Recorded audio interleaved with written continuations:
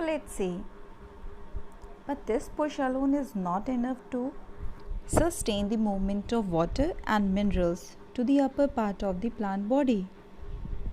Just imagine if you want to take something which is downwards, you need to apply some force or pull up force to get up. So, to ensure the continuous upward movement, a suction pull from the water loss through transpiration is utilized. How it has happened? During transpiration, water is lost as water vapors through the stomata present on the leaves. As you know that the transpiration is occur by the stomata, and these stomata are present on the leaf.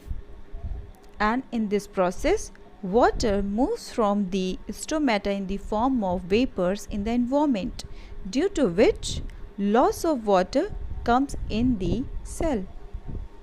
Because of the evaporation of water vapor from the leaves, a suction force is generated which pull water from the soil into the xylem vessel of the roots.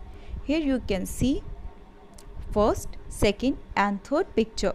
First picture is of root takes up water from the soil, and the third picture is saying water evaporates from the leaf. Just think, water evaporation is going on in the presence of sunlight. And in the second event, water is drawn up the stem to the leaves. Now, the xylem vessels being continuous, the absorbed water moves up the stem and reach the leaves again. This way, transpiration helps in the upward movement of water and minerals absorbed in the root to leaves. So, transpiration provides a cooling effect because of the evaporation of water, and thus help in the temperature regulation of the plant. So, what is happening in the daytime? During the day, since stomata are open, the transpiration pull is the major driving force of the water transports in the plants. That is why plants need more water in the daytime, because transpiration process is done in the daytime, not in the night time where sun is not there. Transpiration process is not done.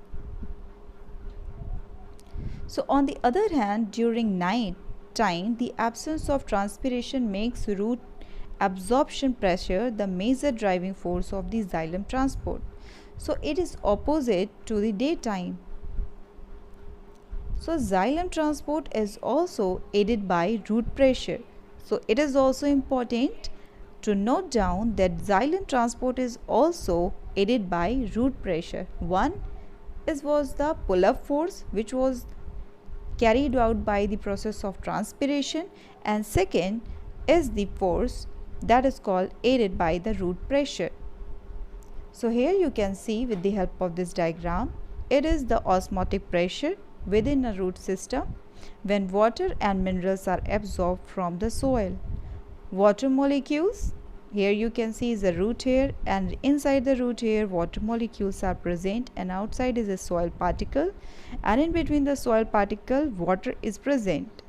So the water molecules are moving inside the root hair according to the osmotic pressure. That means here osmosis process is going on. It helps in the driving fluids upwards to the xylem. This root pressure is more when the transpiration rate is rapid.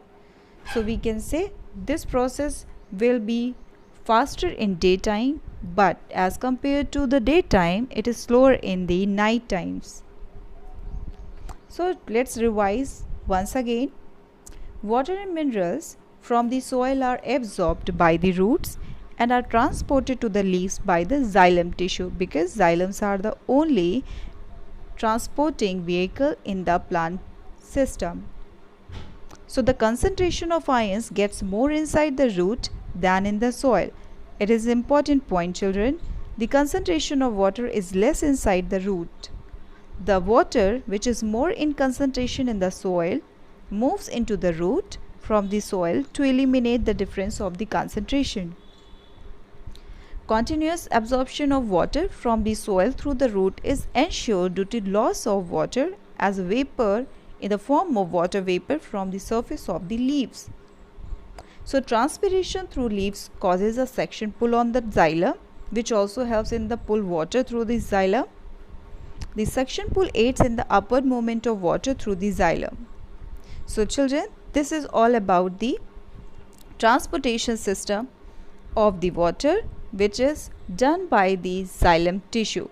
In the next lecture, we will do the transporting system of food, that is phloem. So thank you for watching this video.